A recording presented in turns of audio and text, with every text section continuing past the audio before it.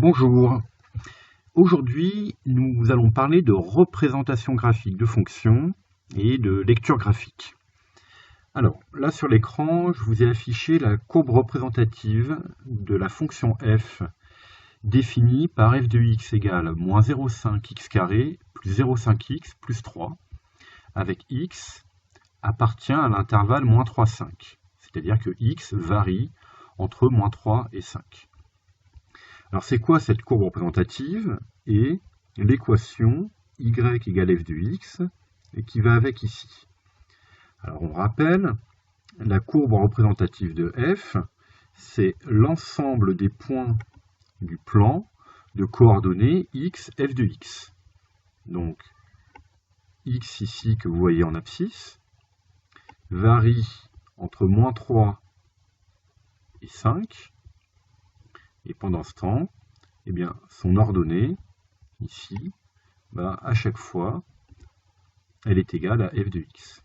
Donc, la courbe représentative de f dans un repère du plan, c'est l'ensemble des points du plan de coordonnées x, f de x. Autrement dit, un point appartient à la courbe si son ordonnée, qui est ici, est égale à f de x, l'image de l'abscisse. Et donc, l'équation de la courbe, c'est y égale f de x, l'ordonnée est égale à l'image de l'abscisse. Alors, et comment elle est obtenue, cette courbe? Eh bien, il faut imaginer ce que vous avez déjà fait à la main, parfois. Si j'affiche la trace de mon point, eh bien, pour tout un tas de valeurs de x, entre moins 3 et 5, je vais placer le point x de coordonnées x, f de x. Donc il faut calculer. Donc par exemple, si je prends x égale 3, on calcule x égale moins 3, pardon, je calcule f de moins 3, eh bien on a la formule pour f de x ici remplacé par moins 3, eh bien dans l'expression, je vais remplacer tous mes x par des moins 3, et vous faites ce calcul, et vous pouvez le faire à la calculatrice, et vous obtiendriez moins 3. Et bien on va faire ça pour tout un tas de valeurs de x. Voilà. On obtient toute une série de points, là, il y en a énormément, hein. Et voilà. Et je peux repasser dessus pour être un peu plus dense. Voilà comment est obtenue la courbe représentative de la fonction f.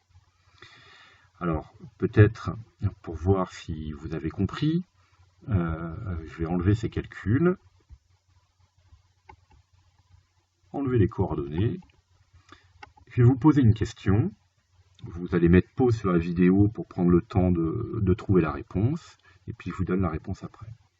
Donc, première question. Le point A de coordonnées 4,5 moins 5 appartient à la courbe. Vrai ou faux? Alors, vous pouvez mettre en pause et je vous donne la réponse juste après. C'est bon? Vous avez trouvé quelque chose? Eh bien, je vous donne la réponse. Alors, peut-être avant, on peut voir graphiquement, 4,5, ça va se placer ici. X va prendre la valeur 4,5 et en ordonnée, est-ce qu'on a une ordonnée de moins 5? Graphiquement, il semblerait que oui. On regarde. Eh bien non. Si on calcule f de 4,5, on ne va pas trouver moins 5. Je vous montre les calculs. Je donne à x la valeur 4,5. Voilà. Et bien, alors là ici je suis sur une valeur approchée, hein. Plus précisément ça va être ça. F de 4,5 c'est moins 4,88. C'est différent de moins 5, donc le point A de coordonnées 4,5 moins 5 n'appartient pas à la courbe. Ici on est très proche à moins 5, on serait très proche de la courbe, mais ça n'est pas le cas. Allez, on réessaye avec une autre question. On y va. J'enlève ça. Une deuxième question. Le point B de coordonnées 0,5, 3,125 appartient-il à la courbe? Vrai, appartient à la courbe, vrai ou faux? Pareil, vous faites pause avant que je donne la réponse. C'est bon, vous avez une solution à proposer? Eh bien, on regarde. C'est vrai. Si on regarde f de 0,5, alors, pareil, je vais revenir là pour avoir des valeurs quand même proches. F de 0,5, si on le calcule, moins 0,5 fois 0,5 au carré, plus 0,5 fois 0,5 plus 3, j'ai remplacé x par la valeur 0,5. Alors le calcul là, 3,13, c'est un arrondi. Si vous faites le calcul vous à la calculatrice, vous trouverez bien 3,125. Je peux mettre des arrondis supplémentaires, et là c'est bien 3,125. Donc le point B appartient bien à la courbe, car l'ordonnée 3,125 est bien égale à l'image de l'abscisse 0,5. Donc voilà pour l'appartenance d'un point à une courbe. Bon, maintenant on passe aux résolutions d'équations. Alors, je enlève tout ça, je reviens à d'autres arrondis. Donc, comment est-ce qu'on résout graphiquement des équations? Alors, par exemple, je vous propose l'équation suivante. On veut résoudre l'équation f de x égale 1,5. Alors déjà, ça veut dire quoi cette écriture? Eh bien, ça veut dire qu'on cherche les valeurs de x, donc en abscisse, dont l'image f de x est égale à 1,5. On cherche donc les points de la courbe dont l'ordonnée est égale à 1,5. Donc ce qu'on peut faire, c'est carrément balayer l'intervalle de définition moins 3,5 et voir à quel moment l'ordonnée est égale à 1,5. Et on regarde ici, on arrive à une première valeur, donc f de x égale 1,5 pour x égale moins 1,3. Ici, si l'abscisse vaut moins 1,3, l'ordonnée du point est égale à 1,5. Donc moins 1,3 est une solution. On va voir si on n'a pas une seconde. Et là, on se rend compte que f remonte, redescend, et la valeur de f va repasser par 1,5. On est ici sur des valeurs approximatives, et on peut arriver pile poil à 1,5. Et on a une deuxième solution qui est x égale 2,3. Donc la réponse à cette question, c'est ça. Je mets des à peu près égales, puisqu'on a des lectures graphiques qui sont toujours approximatives. Alors certains me diront, oui, mais nous, avec nos feuilles de papier, on n'a pas un joli logiciel qui nous fait tout ça. Mais en fait, on débrouille sans logiciel. Parce que qu'est-ce qu'on a fait? Eh bien, on a repéré les points de la courbe dont l'ordonnée est égale à 1,5. Ce qui signifie, autrement dit, que on a tracé la droite, là ici en vert, d'équation y égale 1,5, donc la droite horizontale qui passe à l'ordonnée 1,5. Et sans dire, on a repéré les points d'intersection de cette droite avec la courbe. Et on a relevé les abscisses de ces deux points. Et donc, si x vaut 2,3, on a une ordonnée de 1,5. Si x vaut moins 1,3, on a une ordonnée de 1,5. Et on a les solutions de notre équation. Et maintenant qu'on est là, on peut carrément résoudre des inéquations. Si on demande à résoudre l'inéquation f de x supérieure à 1,5, on cherche les valeurs de x dont l'image est plus grande que 1,5. Eh bien, ça signifie graphiquement, avec toujours cette équation y égale f de x, on veut des ordonnées y supérieures ou égales à 1,5. Et on voit, en s'appuyant sur la résolution de l'équation f de x égale 1,5, que mes ordonnées, là ici gf qui est égal à 1,80, il est bien supérieur à 1,5, et partout sur cette zone, 2 et quelques, on arrive à 3 et quelques, etc. F redescend, et partout sur cette zone, on a bien des valeurs de f supérieures à 1,5. Et là, on redescend sur des valeurs inférieures à 1,5. Donc, pour des valeurs de x variant entre 1,3 et 2,3, eh bien f de x est supérieur ou égal à 1,5. On obtient les solutions de notre inéquation. Alors nous, comment on a fait finalement? Comment vous feriez, vous, sur votre feuille de papier? Eh bien, vous utilisez la même droite, les mêmes points d'intersection, les mêmes relevés d'abscisse que vous avez fait précédemment, et on relève les abscisses x des points de la courbe situés au-dessus de cette droite d'équation y égale 1,5. Les abscisses des points de la courbe dont l'ordonnée est plus grande que 1,5. Et vous obtenez ça. Donc x compris entre moins 1,3 et 2,3, ce qui peut s'écrire aussi x appartient à l'intervalle moins 1,3, 2,3. Et si maintenant on veut aller au bout de la démarche, on regarde l'inéquation f de x inférieure ou égale à 1,5, et vous l'aurez compris, il s'agira ici des abscisses des points de la courbe qui vont être situés en dessous de cette droite en vert. Donc il y a toute cette portion-là. Donc x varie entre moins 3 et moins 1,3.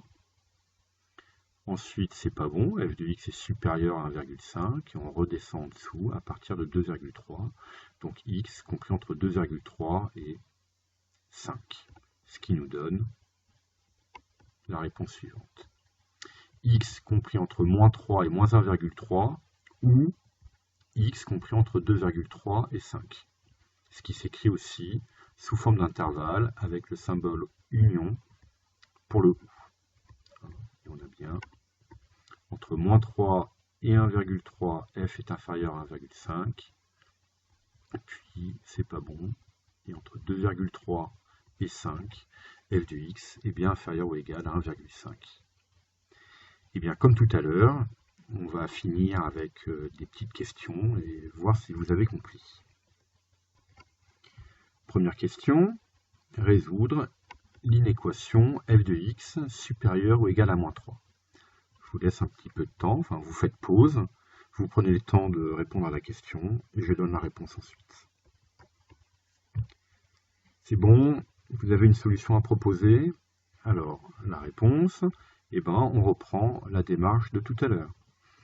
On trace la droite d'équation y égale moins 3, ici en vert.